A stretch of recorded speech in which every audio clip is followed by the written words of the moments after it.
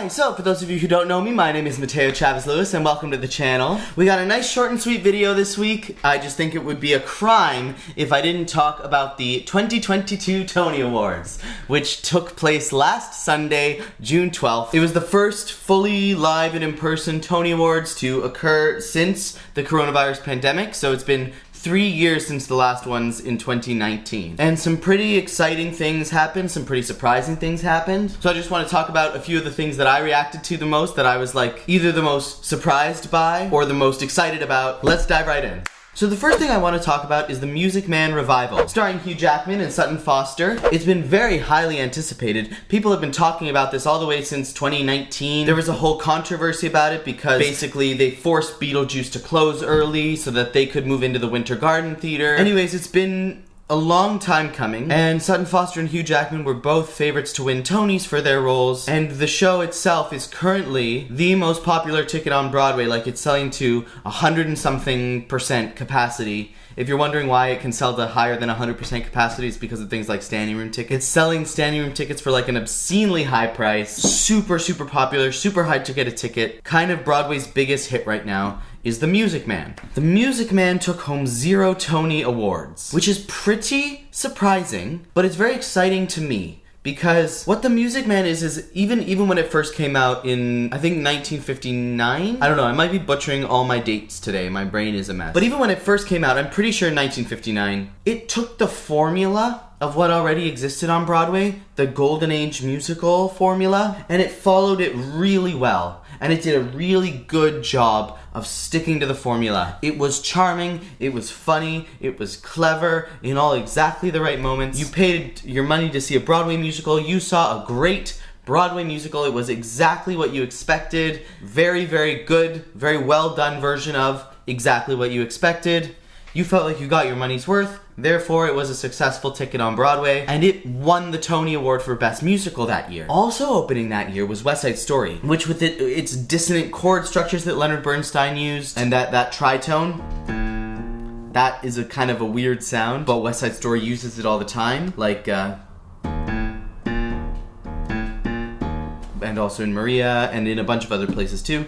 It's got this kind of weird musical landscape to it that way. And it also is very groundbreaking in its use of choreography, because Jerome Robbins choreographed some of the major plot points, like the rumble at the end of Act 1, where Riff dies. That was all a choreographed piece. There was no dialogue, no singing. It was a ballet. And the same with the opening, where the two gangs are fighting off against each other in that prologue sequence. That was also totally done ballet. And so it kind of took the inklings of integrating dance into the Broadway musical storytelling format that were beginning to be developed in like Oklahoma with Laurie's Dream Ballet, and in Carousel with the ballet at the beginning of the show. It kind of took that and it brought it to the next level, using dance in a way that was kind of revolutionary and had never really been done before, and paved the way for shows to come. So West Side Story was this like groundbreaking, mold-breaking show, and The Music Man was exactly what you expected and exactly followed the formula to a T, really well. And The Music Man won the Tony. Now this year we have The Music Man for Best Revival up against another Sondheim masterpiece, Company. Sondheim wrote the lyrics to West Side Story, he wrote both the music and lyrics to this show. It was a brand new,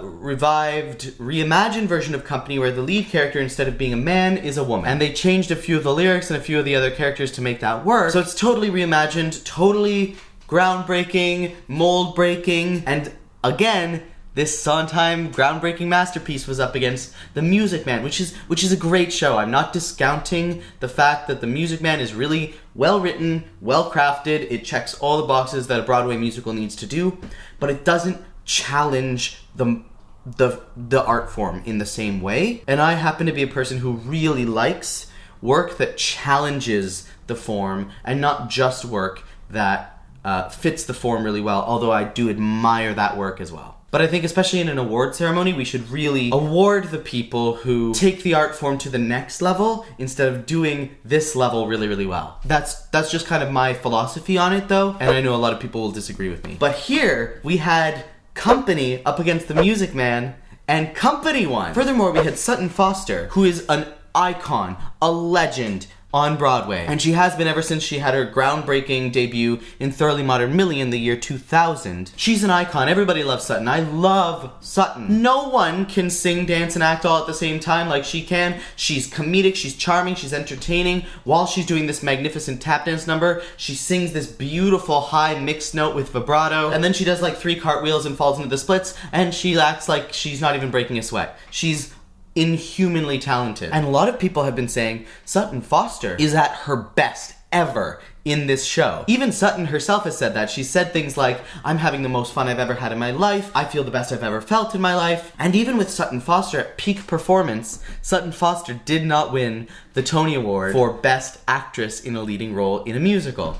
Who won that award? Enter Joaquina Kalukango, who's my new favorite performer like ever. So, Paradise Square has kind of not gotten a lot of buzz since it opened on Broadway. It's a new musical which, first of all, is produced by Garth Drabinsky, who has a long history of kind of misconduct and also flops, like not doing well. And there aren't a lot of big ticket names attached to the production. Shalina Kennedy, who is a big ticket name here in Canada, is a part of the production, and so all the Canadians are really excited for her. But we don't have a Sutton Foster in that show. We don't have a Hugh Jackman. We don't have somebody with that level of celebrity draw. It's not written by Stephen Sondheim. So it already kind of has the lack of celebrity draw and the fact that it's produced by someone who historically isn't very well liked in the landscape, I think. And then the other thing is when you see Paradise Square perform on like the Today Show or I don't know where they've performed, these breakfast morning shows, they often do one of their group numbers where a whole lot of people are dancing and celebrating and slapping their hips and stuff. And while it's very impressive what they can do and the songs are catchy and the choreography is so impressive, it still feels kind of like what we've come to expect for a Broadway show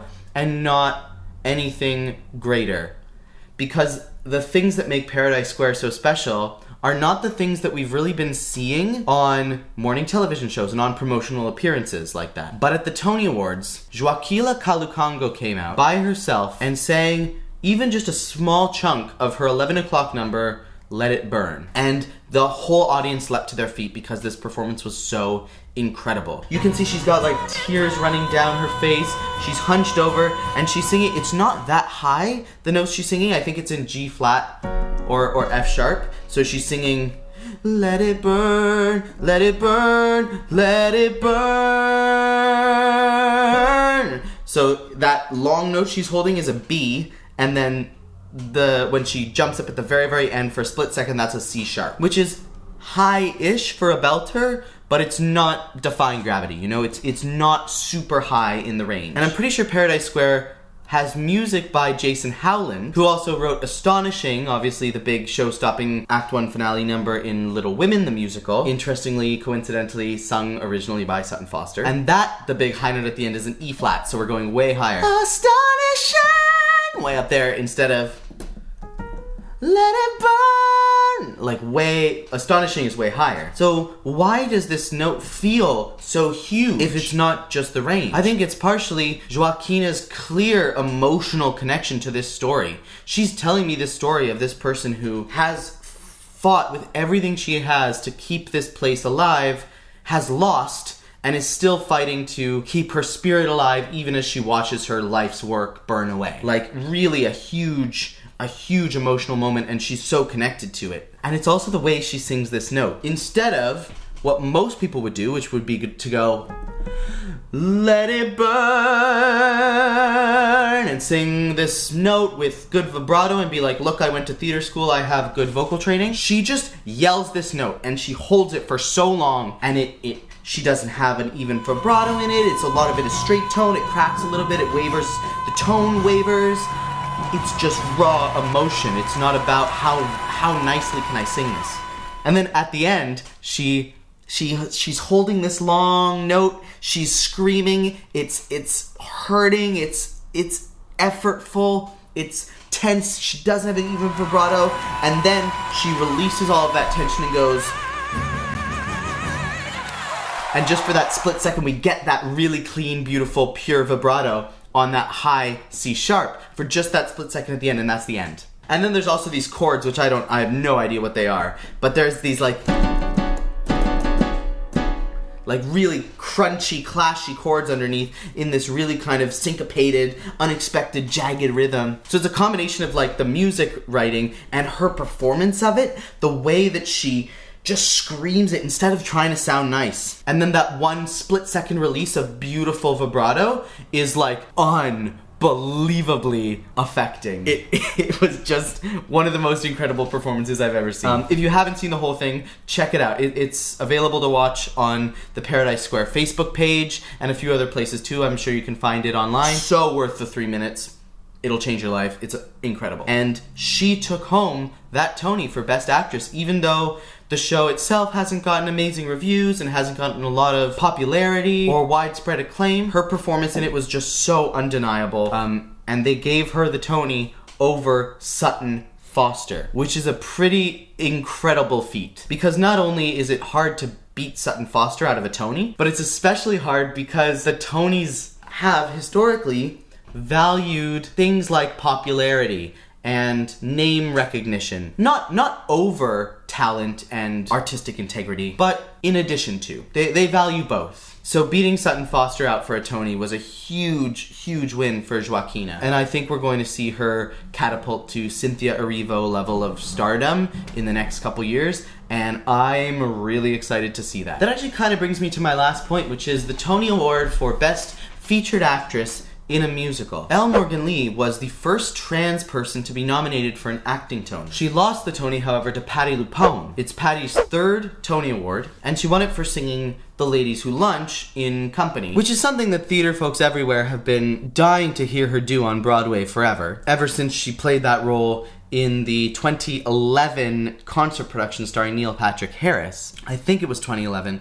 I might just really be messing up all my dates today. And anyone who's ever seen Patti LuPone sing The Ladies Who Lunch live will tell you it is pretty incredible. It is pretty undeniable. It's pretty hard to look away from. I think it was strange that Company decided to perform the opening number on the awards show instead of getting like one of their Tony nominated performers, either Matt Doyle or Patti LuPone, to sing their big number. So either getting Matt Doyle to sing Getting Married Today or getting Patti to sing The Ladies Who Lunch. I think it was strange that they did kind of their opening number, which isn't as impressive in certain ways. Getting Married Today has Matt going super fast and saying, "Part of me is everybody there," blah, blah, blah, blah. Whereas The Ladies Who Lunch has Patti LuPone belting these big long notes on a big ah vowel. Rise! Her Patti vibrato is sounding amazing. Both of those are a little bit more impressive than the opening number, so I don't know why that's what they chose to showcase on the Tony Awards. But like Patti LuPone just sang The Ladies Who Lunch on Stephen Colbert's show, so you can go check that out, and you can see it's a pretty formidable performance. And Elle Morgan Lee doesn't have a similar feature in A Strange Loop, so it kind of makes sense. It is a little bit disappointing that they didn't take the opportunity